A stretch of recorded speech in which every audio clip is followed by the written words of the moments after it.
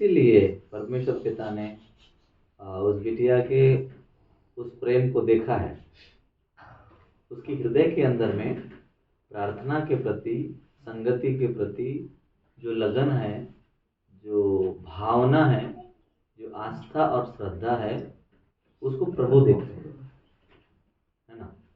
कितने ऐसे जवान लोग हैं जो आत्मिक जीवन को या प्रार्थनाओं को गंभीरता से नहीं लेते हैं। हाँ बाबा, संडे तो पड़ गया, चलो ठीक है, यहीं दुआ करवा लेती हो ना, रविवार को तो संडे तो आराधना मिलने में गए थे। तो क्यों जरूरी है उसको अपने घर में प्रार्थना रखवाना, केक काटना, सेलिब्रेट करना? वो एक बहाना है, पर इन सब के पीछे हमारा उद्देश्य रहता है इन किन प्रकारे हम परमेश्वर की संगति में बैठे। हालेलुया, बोलो प्रभु यीशु मसीह की। कैसे भी हो, सुख हो, दुख हो, कोई सेलिब्रेशन हो, तो हम हमारे घर में होने वाले सुख और दुख के अवसर के ऊपर में हम अपने परमेश्वर को स्मरण करते हैं, और ये वाली भावना परमेश्वर उसके अंदर जो थी वो पढ़ लिया। बोलो प्रभु यीशु मसीह की। तो उसको क्या मतलब थी इतना सारा ये डेकोरेशन करो जी, सजाओ जी, सबको बुलाओ जी?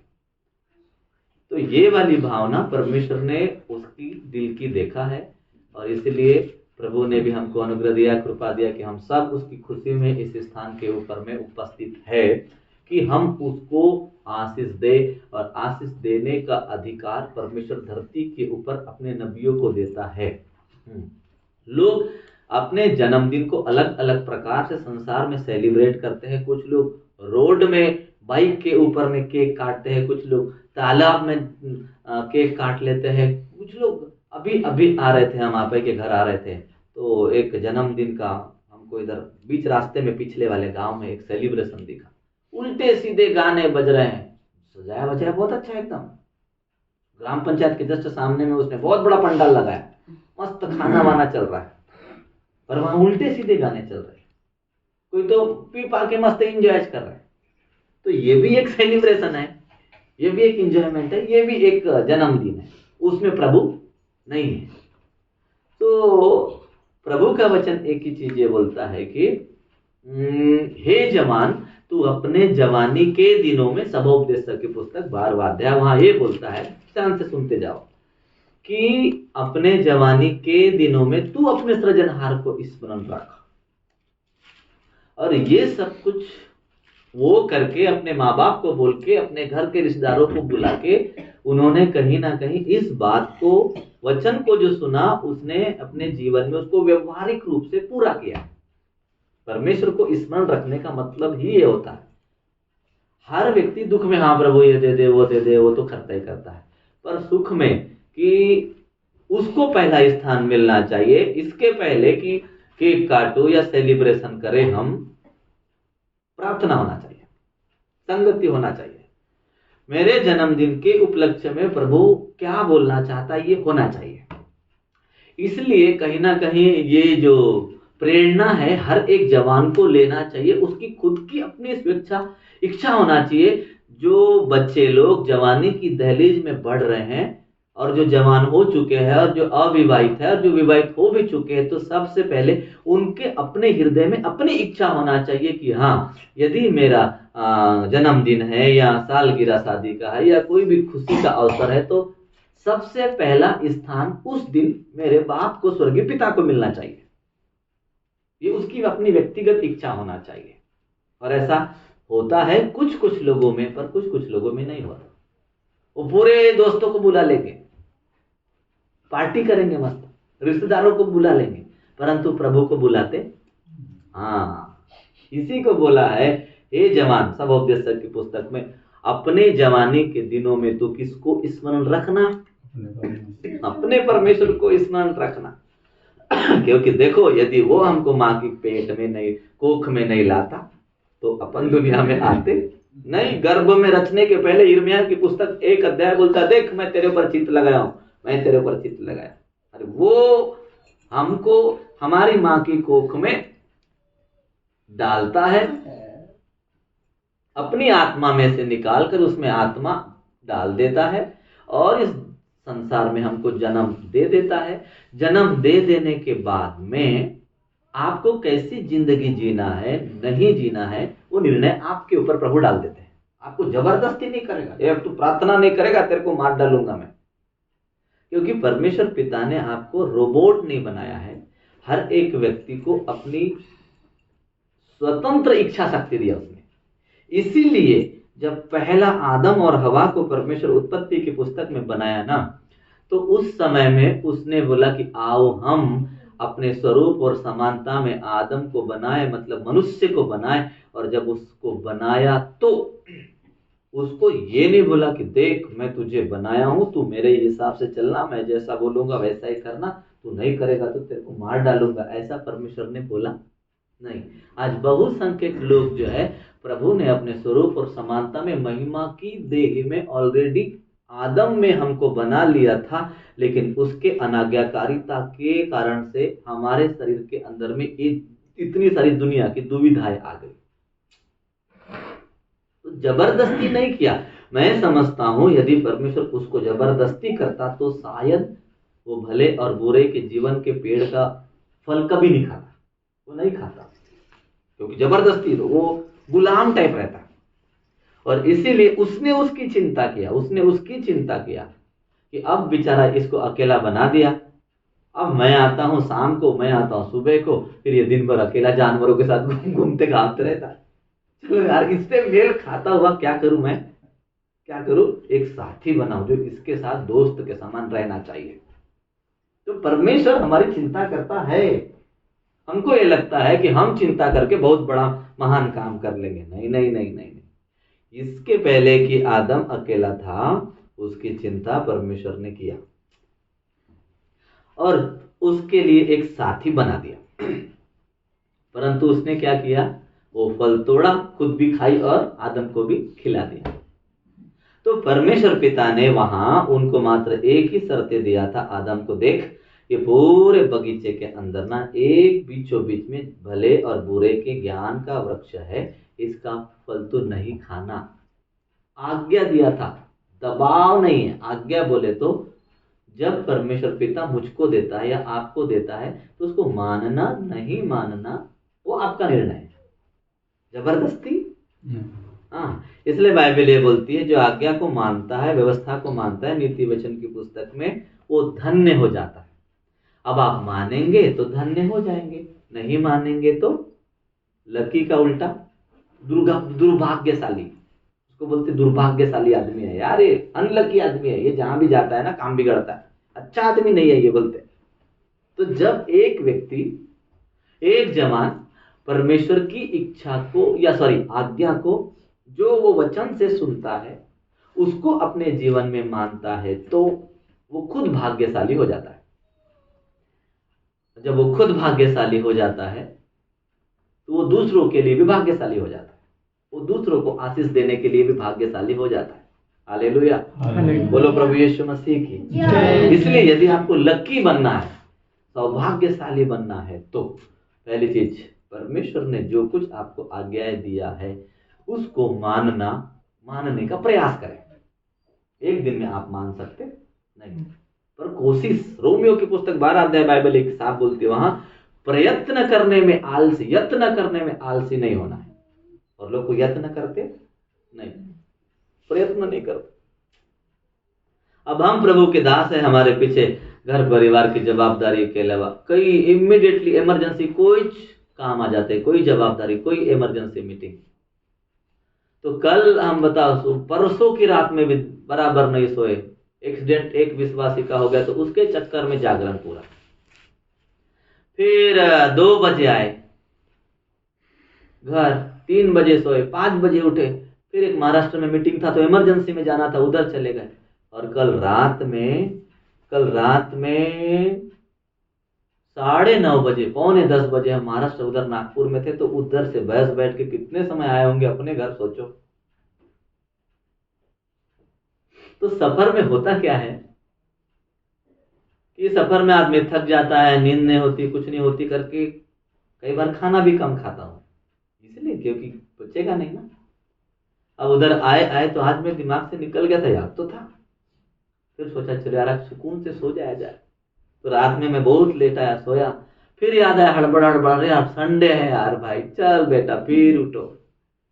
शरीर बोल रहा था सो जा यार, इतना थका हारा है, प्रभु का तो काम करता है ना, यीशु मसीह का तो राज्य के सेवा के लिए गया था ना, क्या जरूरत मेरे को, यदि मैं नहीं उठूंगा तो क्या प्रभु मेरे को मार डालेगा क्या?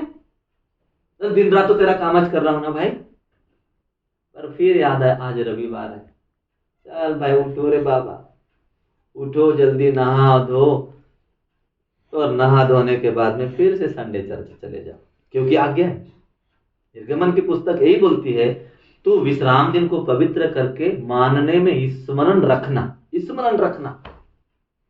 क्योंकि कल तो दिन में भी मीटिंग ले ली, रात में भी मीटिंग ले, रात भर सफर है, तो मैं क्या सो भी मत के भाई। पर प्रभु ये बोलेगा मानना नहीं मानना वो आपके ऊपर है, मैं तुमको जबरदस्ती नहीं करूंगा। और जब हम मान लेते हैं तो हम क्या हो जाते हैं? धन्य हो जाते हैं। हालेलुया, बोलो प्रभु यीशु मसीह की। इसलिए यदि आप इफिसियों की पुस्तक में आते हैं 5 अध्याय 5वां पद, इफिसियों की पुस्तक 5 अध्याय 5 पद, जल्दी से उसको पढ़ेंगे और कुछ बातों को जो कुछ प्रभु ने दिया है पढ़ के दिन आपके लिए प्रार्थना करें। इफिसियों की पुस्तक 5 अध्याय 5 पद पढ़ो। क्योंकि तुम हाँ यह जानते हो कि किसी व्यभिचारी, सॉरी 15 इसीलिए हाँ ध्यान से देखो हाँ कि कैसी चाल चलते हो, निर्बुद्धियों के समान नहीं, हाँ पर बुद्धिमानों के समान चलो। हाँ अवसर को बहुमूल्य समझो, हाँ क्योंकि दिन बुरे हैं। इस कारण निर्बुद्धि न हो, पर ध्यान से समझो कि प्रभु की इच्छा क्या है। बस अवसर को बहुमूल्य समझो, क्योंकि दिन कैसे हैं? संसार में एक्सीडेंट हो रहे हैं कि पाप हो रहे हैं कि क्या हो रहा है, वो अपनी जगह होते रहेंगे, ठीक है। परंतु इससे हटकर एक ही चीज है, अंधकार की ताकतें विश्वासी और अविश्वासी को अपनी बुरी नीतियों के द्वारा या प्रलोभन के द्वारा वो भक्ति ना करे बोलकर कुछ ना कुछ नीतियां निर्माण करता है, जिससे कि वो क्या हो जाए? कमजोर हो जाए या आलसी हो जाए या सुस्त हो जाए। तो दिन में तो आपने प्रार्थना करके आ गए, वो तो बेशक दिन में प्रार्थना करके आप आ चुके हैं, फिर भी यदि विश्वासियों का ये कर्तव्य और दायित्व है कि जब इस बिटिया का बर्थडे है और उसने इनवाइट किया है, तो हमको प्रभु इसके बर्थडे के बहाने से प्रार्थना और संगति करने का अवसर दे रहा है। ये बात समझकर विश्वासियों को इस घर में आना चाहिए था। देखो शैतान कैसे दिमाग को घुमाता है। इसको बोलते अवसर को बहुमूल्य समझो। दिन में प्रार्थना हो चुकी, अब रात में भी प्रार्थना है, पर दुष्ट कैसे दिमाग में डालता है, दुआ तो हो गई ना, वहां भी जाएंगे तो प्रार्थना करेंगे। वाह, घर में जाके मस्त 7 बजे इतना पेट भर खा के अपन सो जाएंगे। जब प्रभु आपको अवसर दे रहा है आज संगति करने का, तो उसको बहुमूल्य समझकर उसका लाभ उठाना ये विश्वासियों का दायित्व है। जबरदस्ती इसमें नहीं है भैया, बिल्कुल भी जबरदस्ती नहीं। इसीलिए वो बोल रहा है तुमको प्रार्थना का समय मिल रहा है, इसका मतलब हो सकता है भविष्य में आपको प्रार्थना करने का ऐसे सामूहिक रीति से अवसर ना मिले, तो क्या करोगे? आज यूपी में देख लीजिए, छत्तीसगढ़ में देख लीजिए और कहीं कहीं देख लीजिए, जहां पर जो है ना इतना सख्त आदेश है कि जोर से गाना नहीं गा सकते, लोग एकत्रित नहीं हो रहे हैं, लोग तरस रहे हैं एक साथ संगति करने के लिए। आराधना करते करते हमको फोन आ रहे थे, कंटिन्यू फोन आ रहे थे, छत्तीसगढ़ के फोन। तो कई लोग फोन में हमसे बातचीत करते हैं, प्रार्थना करवाते हैं और अपनी अपनी समस्या ये बताते हैं। हम एक ही चीज चाहते हैं, हम एक साथ जमा होके ना प्रभु की संगति करना चाहते हैं, प्रार्थना करना चाहते हैं। उनको कुछ मांगने से मतलब नहीं है, चंगाई दे दो कि बीमार फायदा हो जाए कि आशीष मिल जाए, वो तड़प रहे हैं बेचारे, मात्र हमको संगति करने का मौका मिल जाए, भक्ति करने का मौका मिल जाए। तो भैया ब्रदर, हमको पास्टर, हमको ऐसा अवसर मिल नहीं रहा है। बड़ा सब तो है बोले, पर बड़ा काम है, पैसा है, सब है, पर पर बड़ा सूखा सूखापन लग रहा है। ये हालातें हैं आज भारत देश के अलग अलग। पर सवाल यह है, यदि इस राज्य में परिस्थितियां प्रतिकूल होने के बाद भी यदि आपको प्रभु अवसर देता है किसी न किसी बहाने से संगति में आने का, तो उसका लाभ उठाने में भैया फिर दिक्कत क्या है? पर कोई तो है, कोई तो है इस परिस्थिति के पीछे काम करने वाला, जो आपके मन को क्या कर देता है? खुमार, आलसी और मतवालापन और जीवन की चिंता में क्या कर देता है? सुस्त कर देता है। दिन भर तो दुआ किया ना तूने, किया ना तूने दुआ, हाँ सो जा, सो जा, सो जा, थक गया तू, शरीर थक गया, ये तो विचार आते हैं ना। तो दुष्ट आत्माएं दिमाग के अंदर में विचार डालती है, ये तय है। और अब किसकी आवाज सुनोगे आप? वो स्पष्ट रीति से, इसीलिए वो दिमाग में विचार डाला था यीशु मसीह के भी। तेरे को भूख लगी ना, ये पत्थर को रोटी बन जा, बोल दे, बोल दे, बनती रोटी। यीशु मसीह बोलते तो बनती कि नहीं भैया? हाँ। पर बाबा जी भैया आप गए कहाँ थे? मैं ये बोल रहा हूं 38, 39, 39 दिन तक तुम गए किधर थे? 39 दिन तक क्यों नहीं आई यीशु मसीह के पास? आना था ना, कि बोलना पत्थर को रोटी बन जा। जब 40 दिन उपवास के समाप्त हुए और अब ऐसा है कि उसको ऊपर से डिग्री मिलने वाली है अभिषेक की, पवित्र आत्मा की। पवित्र आत्मा ने ही उसको ले गया था। तब उसको भूख लगी और तब कौन आया? आया ना, अंकल आया, दुष्ट आया और वो बोलता है पत्थर को बोल रोटी बन जा। आप ही की सिचुएशन को माध्यम बना के दुष्ट आपको क्या करता है? आपको प्रभु से अलग लेकर जाता है। वो बाहर से सिचुएशन नहीं लाएगा। और इसलिए उसने बोला है, लिखा है, बोलो प्रभु यीशु मसीह की जय। हालेलुया। फिर से रोमियो की पुस्तक 8 अध्याय अगर 35 पद में आते हैं, रोमियो की पुस्तक 8 अध्याय 35 पद पढ़िएगा। रोमियो 8:35। कौन हमको मसीह के प्रेम से अलग करेगा? हाँ। क्या क्लेश या संकट या उपद्रव या अकाल या नंगाई या जोखिम या तलवार? बस इसलिए यहाँ बाबा पौलुस ये बोलता है कि कौन परिस्थिति, व्यक्ति हो, परिस्थिति हो या वस्तु हो, जब परमेश्वर की संगति करने का अवसर आता है या उसके लिए कुछ काम करने का अवसर मुझे मिलता है, तो कौन मुझे प्रभु के प्यार से अलग कर सकता है? कोई मेरे को अलग नहीं। वो लिखता है तो कौन अलग करता है? वो क्या बोलता है? देखो कौन अलग करता है। क्या क्लेश आज की तारीख में क्या हो रहा है? हाँ, हो रहा है क्लेश। मानसिक क्लेश है, पारिवारिक क्लेश है, शारीरिक क्लेश है। किसी के पास रोजी रोटी नहीं है, किसी को समाज से बाहर निकाल दे रहे हैं, किसी को अपमानित करते हैं, किसी को शादी में नहीं बुलाते, किसी को यीशु प्रभु के नाम पर कुछ का कुछ बोलते हैं, कोई नौकरी में जाता है तो उसको ईसाई बन गया बोलते हैं। क्लेश तो है ना भाई, क्लेश। किसी के साथ मानसिक क्लेश है।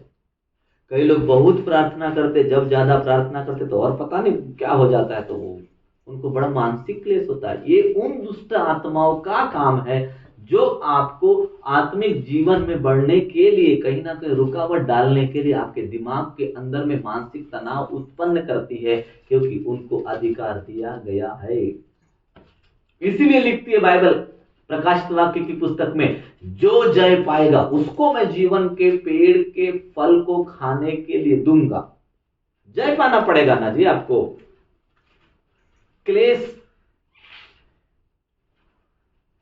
वो ये बोल रहा है अगर मेरे जिंदगी में यीशु मसीह के पीछे चल रहा हूं तो यदि क्लेश आता है तो वो क्लेश मुझे उसको प्यार करने से अलग। हाँ, आज कितने लोग, एक ही चीज तो है, प्रभु के पास आते, मनमानी भीड़ की भीड़ रहती है, चिन्ह चमत्कार, छुटकारा, आशीष, चंगाई सब पाने के बाद जब किसी न किसी प्रकार का सताव या क्लेश उनकी जिंदगी में आता है तो वो प्रभु को टाटा बाय बाय करके चले जाते हैं।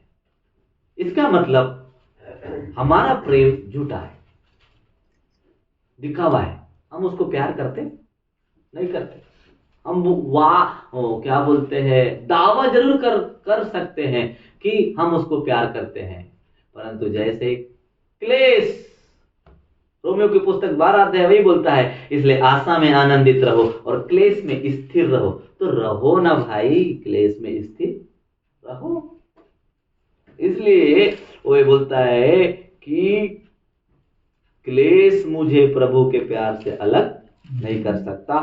संकट आ जाए मेरे जिंदगी में, किसी प्रकार का उपद्रव जिंदगी में हो जाए, या अकाल आ जाए, जीवन के अंदर में अकाल आ जाए, या नंगाई आ जाए, तकलीफें आ जाए, और या जोखिम, किसी भी प्रकार का जोखिम जिंदगी में आ जाए, मुझे प्रभु को प्रेम करने के लिए और उसकी आज्ञा पालन करने के लिए मेरे को रोक नहीं सकता। पर किसको? जो उसको क्या करता है। इसलिए आप गाना गा रहे थे, दीवाने यीशु के डर पे कहा। आज हम इधर आने के लिए सच में बड़ा थक गए थे। हे प्रभु कैसे जाऊं? मैंने 2 लोगों को फोन किया, गाड़ी चाहिए थी मेरे को। मेरा सामने का गाड़ी का चक्का पतला हो गया, पुरानी भी गाड़ी, 18 साल पुरानी गाड़ी है, बाप की गाड़ी अभी भी चला रहे हैं। तो सोचा गाड़ी मांगता हूँ यार, एक की गाड़ी विश्वासी नया लाया है, दुआ कर दे उसको गाड़ी मांग। फोन नीचे नहीं उठाया। फिर सोचा दूसरे को लगाता हूँ, क्योंकि दूर भी है ना भैया, ठंडी भी है, इतने दूर आना भी है, और थोड़ा डर भी लगता है अगर अच्छी स्पीड में गाड़ी चला ली, कहीं बंद हो गई, कोई चालू हो गई, कहीं स्लिप हो गई, कहीं कुछ हो गया। तो मैं अपना व्यक्तिगत अनुभव आपको बताता हूँ। नहीं उठाए फोन। मैं बोला वाह यार, इनके पास गाड़ी नहीं तो गाड़ी के लिए बराबर प्रार्थना करें। और एक नहीं 3 विश्वास के पास नई गाड़ी अभी आई है, 1-2 महीने समथिंग हुआ, पर किसी ने फोन नहीं उठाया। फिर किसी को फोन किए तो बोलते नहीं जी मैं नहीं आता, नहीं जी गाड़ी नहीं देता। अरे यार तुम गाड़ी नहीं दे सकते प्रभु को, तो तुम कैसे प्यार करोगे? है ना? हाँ, गर्लफ्रेंड को दे देंगे, 25,000 रुपए का मोबाइल खरीद के दे देंगे गर्लफ्रेंड। अभी कल ये घटना सुनने में आई, अब बाबा मेरे हमारे अपने शहर में एक लड़की ने अपने बॉयफ्रेंड को बुलेट खरीद के दे दी।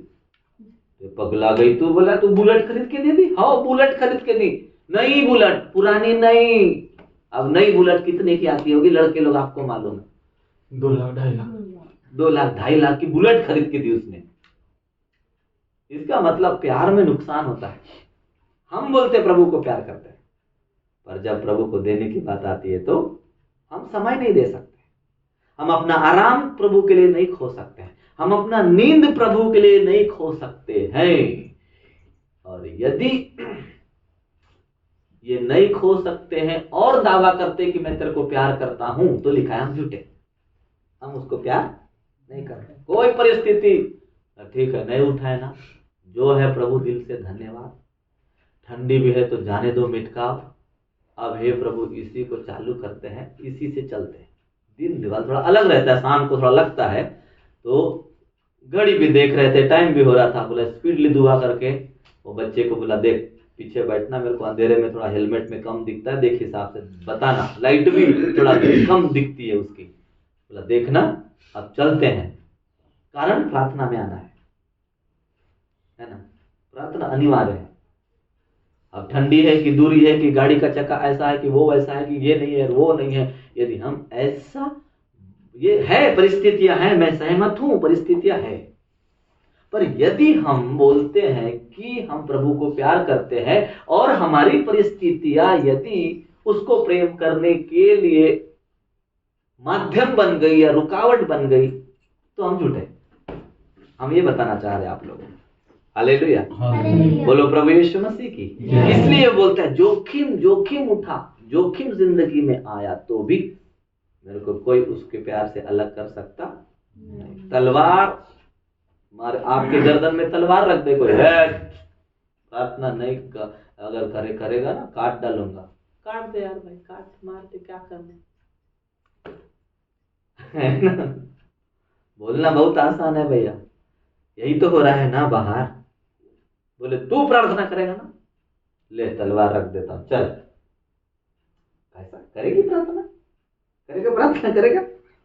करेगा क्या? बोल प्रार्थना। एक तरफ तलवार है और दूसरी तरफ आपकी मोहब्बत है, क्या करोगे बोलो?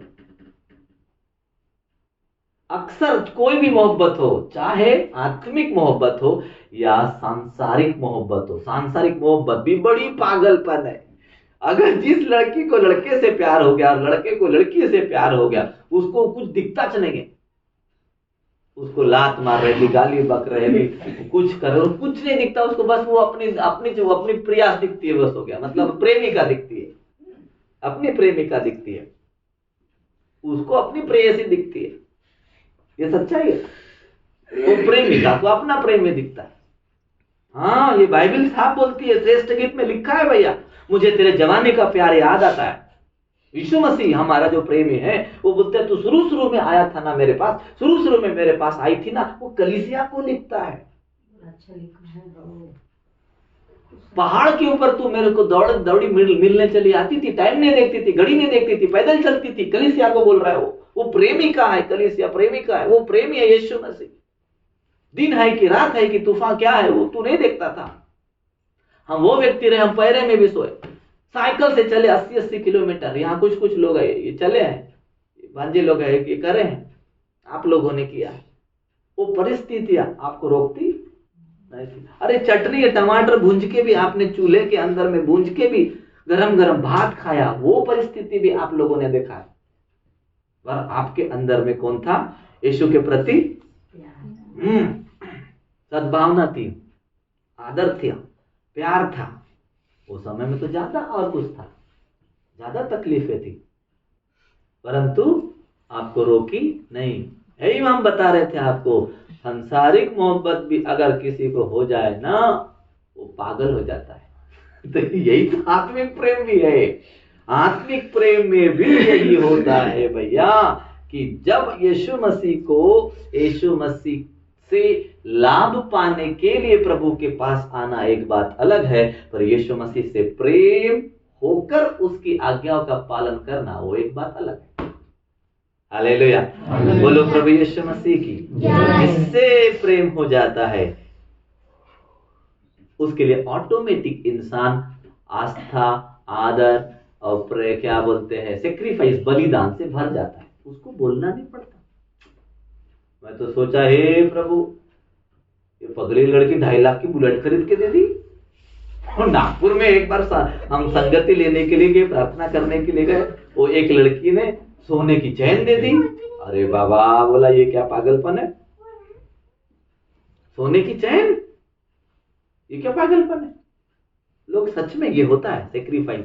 इसीलिए ये जो पौलुस है ना, इसको प्रभु से जब प्रेम हो गया, तब वो बोलता है मेरे जिंदगी के अंदर ऐसी परिस्थितियां आई, मतलब तलवार जैसी कटने पीटने वाली भी यदि परिस्थितियां आपके जीवन में आती है और उसमें आप स्थिर रहते हैं, उसको बोलते हैं द रियल स्पिरिचुअल लव, उसको बोलते हैं आत्मिक सच्चा प्रेम।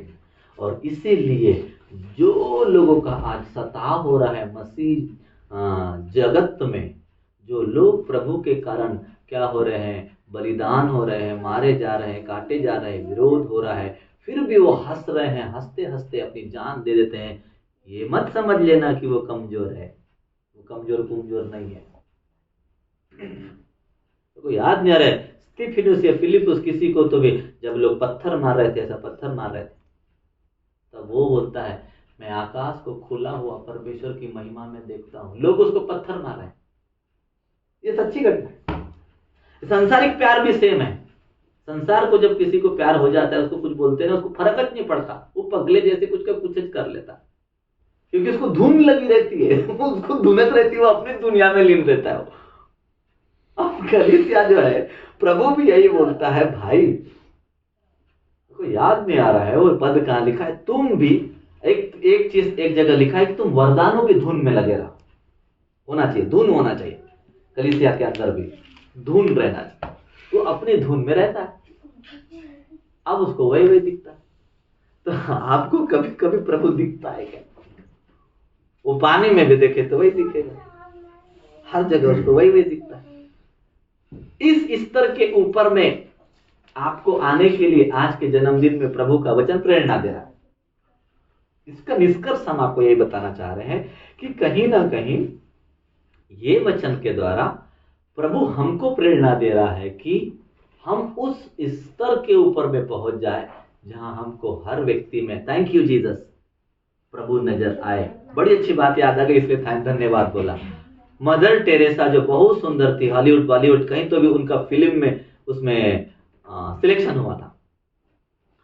जवानी की अवस्था में शादी नहीं किया उन्होंने और इंडिया आई विदेश से, और भारत आने के बाद में वो क्या करती थी, अपनी मस्त अच्छी महंगी कार से उतरती थी और उसको जो भी बीमार, गरीब, लाचार, फोड़े फुंसी वाला, एकदम नीचे ऐसा रोड में कहीं भी किनारे हॉस्पिटल में कहीं भी पड़ा व्यक्ति या अनाथ बच्चे जो दिखते थे जिनकी लार बह रही है, वो अपनी कार का दरवाजा खोलती थी, वो अपने इसका अपना रुमाल निकालती थी और उसका मुंह पोंछती थी और उसको उठा के अपनी कार में लाती थी और कार में लाकर वो उसको अपने अनाथालय में ले जाती थी और उसको नहलाती धुलाती, नया कपड़ा पहनाती थी और उसकी परवरिश किया करती थी और उसका शिक्षा दीक्षा सब कुछ किया करती थी।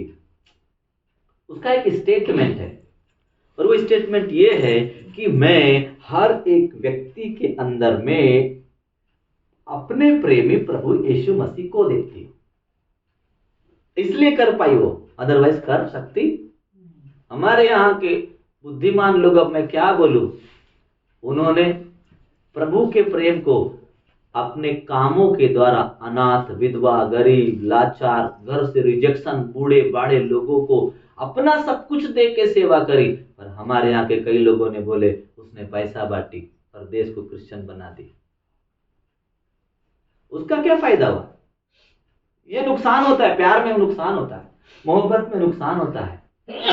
आप अच्छा करने के बावजूद भी आपके ऊपर दोष लगाया जाता है, लांछन लगाए जाते हैं आपके ऊपर, क्योंकि उस पर लांछन लगाया गया है ना। उसको किसने याद किया? उसको कई लोग अच्छा बोलते हैं पर कई लोग उसके दोषों को निकालते हैं उल्टी सीधी। आजकल यूट्यूब में उनके बारे में उल्टी सीधी क्या क्या न्यूज आ रही नहीं मालूम। अरे भैया, उसने अपनी जवानी दे दी, अपना पैसा दे दी, अपना देश छोड़ दी, उसके ऊपर जिसने यीशु मसीह के बारे में उसका प्रेम और दया भारत देश को दिखाई, उसने गरीबों और अनाथों और विधवाओं और बीमारों की सेवा करके, उसको हमारे यहाँ के सज्जन लोगों ने इतनी अच्छी डिग्री दिया, क्या बताऊं। वो बोलती है कि चीजें मैं हर व्यक्ति में, बीमार व्यक्ति में, अच्छे व्यक्ति में तो ठीक है अपने जगह, लाचार व्यक्ति में किसको देखती हूँ? यीशु मसीह को देखती हूँ। ये अंदर उसके प्यार था। इसलिए जब तक अंदर कुछ नहीं रहेगा तब तक बाहर आप उसका प्रगटीकरण कर सकते। इसलिए पौलुस के अंदर प्रेम था, स्टीफनुस के अंदर प्रेम था, वो यीशु को प्यार करता था, इसलिए बाहर की परिस्थितियां उसके ऊपर में ज्यादा हावी हो सकी। मार डालो, बोले ले यार तुम मार रहे ना, ले मारो। इसलिए प्रभु का वचन बोलता है उनसे मत डरो जो तुम्हारे शरीरों को क्या करते हैं? हाँ, नाश करते हैं, नाश करते हैं। आज सबसे ज्यादा शरीर को नाश करने के लिए डराया जाता है। अरे भैया, मैं प्रार्थना करो तो तुमको, तुम्हारा कौन सा खा रहा हूं, तुम्हारा कौन सा नुकसान हो रहा है। पर आज अधिकांश हमारे देश की स्थिति, हालात ऐसे, तो यीशु प्रभु में जा रहा है ना, डॉक्टर को मार डालूंगा, काट डालूंगा, बजाय इसके कि हमको धन्यवाद देना चाहिए। और शरीर के ऊपर जब विपत्ति आती है तब इंसान डर जाता है, डरता है ना भैया, शरीर को तो है ना। इसलिए उसको मालूम था, इसलिए कई प्रभु के लोग जो जान गए हम शरीर में है पर हम शरीर नहीं है, ये जानकारी जिसको मालूम हो जाती है, क्योंकि आप शरीर में हो पर आप शरीर नहीं हो। एक चीज याद रखना, आप आत्मा हो। आप क्या हो? आत्मा हो, और आप शरीर में रहते हो। और इसीलिए जितने लोगों ने हंस के अगर प्रभु के लिए कुर्बान हो गए, वो डरपोक नहीं है, बहुत बहादुर है। मारने के लिए, किसी को गाली बकने के लिए, सताने के लिए हिम्मत की जरूरत नहीं पड़ती, वो डरपोक लोगों का काम है। पर सहन करने के लिए, मार खाने के लिए, सताव में स्थिर रहने के लिए बहुत हिम्मत चाहिए, बहुत कलेजा चाहिए। और ये तभी आता है जब एक व्यक्ति के अंदर पवित्र आत्मा का प्रेम रहता है, तभी वो सहनशील होता है, तभी उसके अंदर संयम रहता है, क्योंकि ये पवित्र आत्मा के फल है। इफिसियों की पुस्तक के अनुसार पवित्र आत्मा का पहला फल प्रेम, आनंद है, मेल है। आज लोगों के अंदर में मेल नहीं, आज लोगों के अंदर में शांति नहीं, तो शांति रहेगी कहां से भाई? दूसरों को अच्छा देख के क्या बोलते हैं, अपने क्या बोलते हैं, अपने मुंह में लार आ जाती है, सांप लौटता है। अच्छा, वो तो साइकिल से चलता था, अभी कैसा बाइक ले लिया, अच्छा अब ट्रक ले लिया, अब घर बना लिया, अब 4 व्हीलर ले लिया, आया कहां से? जहां प्रेम होता है ना, वहां तुलना नहीं होती है, ईर्ष्या नहीं होती है। ईर्ष्या वही होती है जहां प्रेम खत्म हो जाता है। और कारण इसीलिए मसीह समुदाय को जो जहां जहां सताया जा रहा है, क्योंकि लोगों के अंदर से प्रेम खत्म हो गया, प्रेम के जगह ईर्ष्या आ गई। और सबसे ज्यादा मसीह समुदाय के लोगों ने हर जगह वर्ल्ड स्तरीय, विश्व स्तरीय, मैं आपको बताना चाहता हूं, यीशु मसीह के प्रेम और यीशु मसीह के क्षमा को अपना आधार मानकर संसार को दिखा दिया, सहन करने के द्वारा, कि हम प्रभु को प्रेम करते हैं। हालेलुया, हालेलुया, बोलो प्रभु यीशु मसीह की जय। इसीलिए यदि हम उसको प्रेम करते हैं तो तुम हमको जोखिम में डाल दो, हमारी परिस्थितियां कैसे भी रहे, तुम हमारे ऊपर तलवार रख दो, हम चाहे उसके पीछे चलते चलते हमारे कपड़े फट जाए, हम नंगे हो जाए, या तुम हमारे ऊपर उपद्रव कर दो, या हमारे ऊपर क्लेश आ जाए, हम प्रभु के प्रेम से अलग होने वाले नहीं।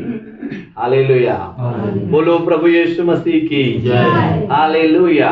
एक पद और पढ़िएगा, रोमियो की पुस्तक, उसी का हम यदि पढ़ते हैं 8 अध्याय और 29 पद, 8 अध्याय और 29 पद, रोमियो की पुस्तक 8 अध्याय और उसका 28-29।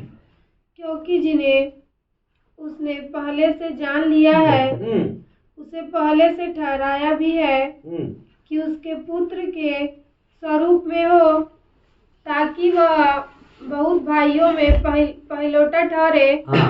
फिर जिन्हें उसने पहले से ठहराया, 8:28 पढ़ रहे बेटा, रोमियो की पुस्तक 8:28। हम जानते हैं कि जो लोग परमेश्वर से प्रेम रखते हैं, उनके लिए सब बातें मिलकर भलाई ही को उत्पन्न करती है। बस, हाँ, आगे आगे। अर्थात उन्हीं के लिए जो उसकी इच्छा के अनुसार बुलाए हुए हैं। हालेलुया, बोलो प्रभु यीशु मसीह की जय। क्लेश, सताव, तलवार, संकट, विरोध, अंधकार की ताकतें मसीह समुदाय के लोगों के अंदर डालकर ये सोचती है कि इनको मैं प्रभु के प्यार से अलग कर दूंगा। और जब वो सच्चा प्रभु को प्यार करते हैं और स्थिर रहते हैं, तो पवित्र शास्त्र ये बोलती है कि हम जानते हैं कि जो लोग परमेश्वर को प्रेम रखते हैं, उनके लिए सब बातें मिलकर भलाई ही को उत्पन्न करती है। करेगी नहीं, करती है। इसका मतलब सताव, क्लेश, उपद्रव, विरोध जो मसीह समुदाय के अंदर आता है, वो एक क्या है, आपकी परख है। आपकी क्या है? कि आप किसको प्रेम करते हो, यीशु को करते हो कि संसार को करते हो? वो मात्र एक परख है। और उसी परीक्षाओं के द्वारा दुष्ट ये चाहता है कि अगर ये वाला व्यक्ति प्रभु से दूर हो जाएगा तो मैं तो जाने वाला हूं नरक में, इसको भी साथ में ले जाएगा। हाँ, इसलिए बाइबल ये बोलती है, जो लोग प्रभु को प्यार करते हैं, सता बेटा तू सता, दे दे टेंशन, दे दे क्लेश, दे दे नंगाई आ जाए, विरोध आ जाए, फायदा मत हो, कोई दिक्कत नहीं। और उसको मालूम नहीं, दुष्ट को, इन सब परिस्थिति में भी एक विश्वासी प्रभु के प्रेम में स्थिर रहता है और अपने जीवन की यात्रा समाप्त कर देता है ना, तो वो कहां चले जाता है? अनंत काल के जीवन में प्रवेश हो जाता है। शैतान दुष्ट बेचारा के हाथ मलते रह जाता है। अरे यार बोले, ये इतनी सारी बातें इसके जीवन में मैंने इसलिए लाया था कि ये हो गया बेटा, केक काटेंगे बेटा। हाँ, क्यों लाया था? कि इसको प्रभु के प्यार से अलग कर दूं, और ये अलग हो जाएगा तो जहां मैं जाने वाला हूं उसको इधर इसको भी वहां ले जा लूं। पर मैं यही बताया, प्रेम पागलपन है। और इस स्तर के ऊपर में एक विश्वासी और याजक चले जाता है तो वो नीचे जाने के बजाय ऊपर चले जाता है। और यही चीज दुष्ट को सबसे ज्यादा खलती है, सबसे ज्यादा इसी चीज से उसको टेंशन है। बोलो प्रभु यीशु मसीह की। इसलिए वाले लिखा है कि जो प्रभु को प्रेम करते हैं ऐसी परिस्थिति में भी सब बातें मिलकर उसके लिए भलाई ही को उत्पन्न करती है। तो जो भी परिस्थितियां आपके जिंदगी में हो रही है उससे उसमें प्रभु को प्रेम करने का स्तर और प्रतिशत कम होने के बजाय बढ़ना चाहिए। हालेलुया। क्योंकि दुनियादारी के प्रेम में भी जैसे जैसे मना करोगे ना इंसान, वैसे वैसे पागलपन उसी के पीछे चले जाता। ये बात अलग में है। बाद में अच्छे निकले तो धन्यवाद, बुरी निकले तो ले बाल पकड़ के पति के खींचते रहती है ऐसे। ऐसा होता है, ऐसे बहुत संख्यक लोग को देखा मैंने। अरे बाबे तो अच्छी थी ना, बोले तू तो लाया था ना लव मैरिज करके। अब वो बोले शुरू में तो अच्छी थी, अब मैं क्या करूं बाबा, अच्छी निकल गई तो बहुत अच्छा है। कई कई लोग तो इतने अच्छे निकलते पूछो मत, है ना। सेम ऐसे ही आत्मिक प्रेम ऐसी होता है। तो वो इस तरह आपका बढ़ते जाए बढ़ते जाए बढ़ते जाए, और हम बढ़ते जाएंगे। हमको विश्वास है सब परिस्थिति मिलकर आपके लिए, यदि प्रभु के लिए वफादार हो तो भलाई को उत्पन्न करती है। लिखा है करेगी नहीं। इसी संसार में प्रभु अपने एक पद याद आ गया मेरे को, उसको पढ़ के दुआ करेंगे। Yes, thank you Jesus. Yes yes yes, उसको पढ़ के हम फिर प्रार्थना करेंगे। Yes, hallelujah. जिसने जिसने सो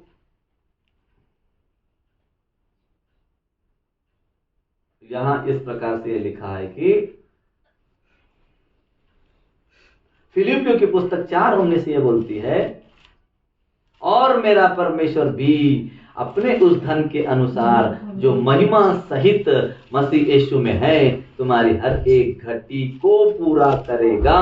और यही परमेश्वर जो मेरा ध्यान रखता है अपने उस महिमा सहित धन से जो मसीह यीशु में हमें दिया गया है तुम्हारी हर एक घटी को पूरा करेगा। हालेलुया। किसकी? जो उसको प्यार। हाँ, ये वर्तमान में है, हमको घटी नहीं होगी। इसलिए हम विश्वास से पगले जैसे उसके पीछे जो बोलता है दे दो, बांट दो, ये कर दो। इसलिए वही चीज आप जो इतने साल तक करते रहे ना, वो इस वर्तमान परिस्थिति में प्रभु बोलता है अपनी महिमा सहित धन से तुम्हारे हर एक घटी को पूरा करेगा। आइए आंखों को बंद करें, प्रार्थना करें। स्वर्ग पृथ्वी को बनाने वाले